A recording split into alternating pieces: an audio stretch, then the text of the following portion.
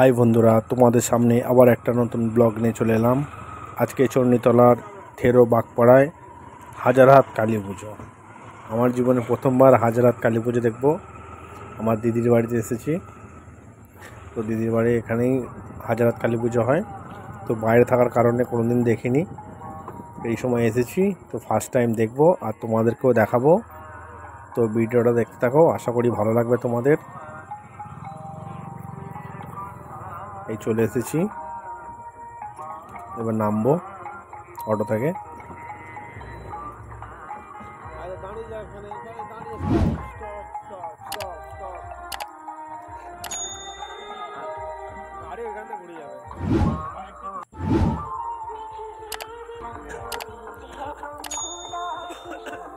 বাড়িতে গিয়ে বাড়ি থেকে বেরিয়ে এসেছি। এবার দেখো, তোমাদেরকে লাইটিংটা দেখাবো, কত সুন্দর লাইটিংটা করেছে।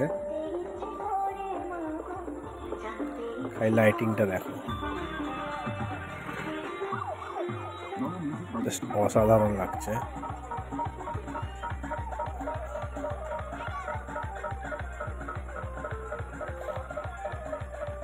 আমি এখন যাচ্ছি মন্দিরের দিকে, যেখানে মা চলে এসেছে।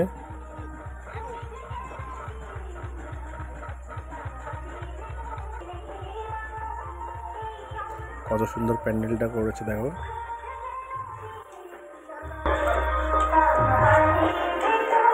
বল ম্যানেজার, হ্যাঁ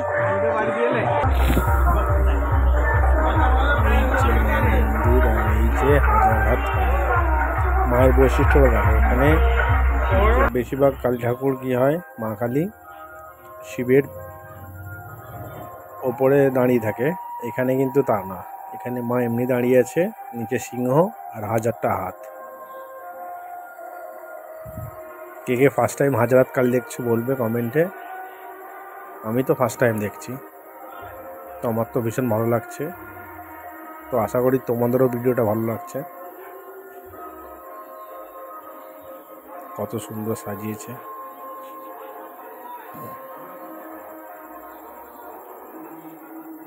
এখানে আমার দাদা আছে, ভাই আছে, যে আমার ডান দিকে দাদা, মা দিকে ভাই, পিছনে এটা ভাগনা, আমার প্রভাত ভাগনা। এদের বাড়িতেই এসছি, এদের গ্রামের পুজো এটা।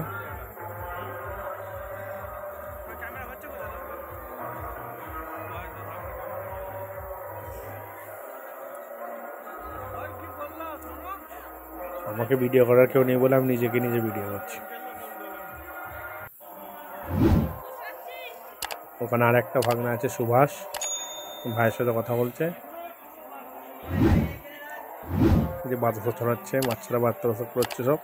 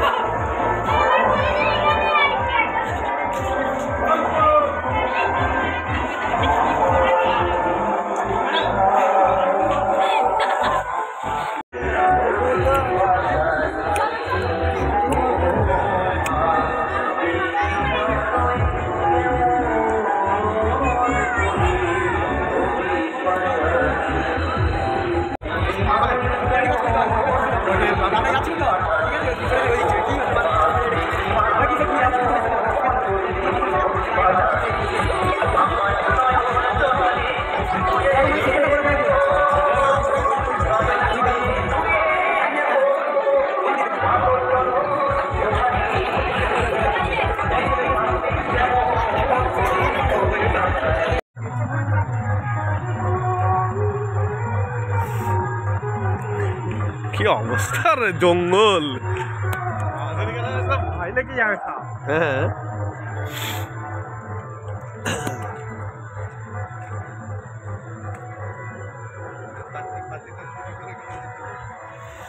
বাবা এখানে বসে আছে।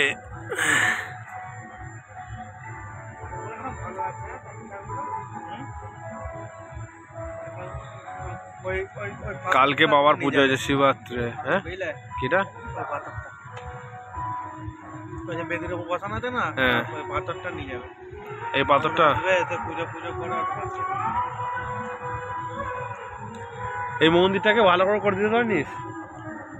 করবে করবো গো এখন পয়সা তো পাবে আছে না।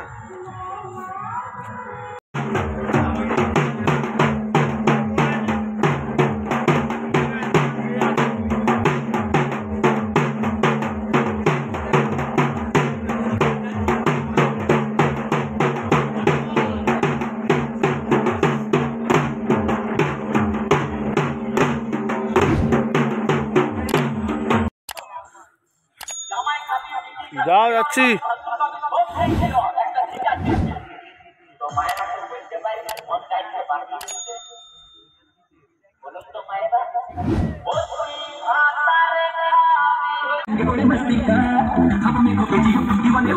जीने का ले लो मजा।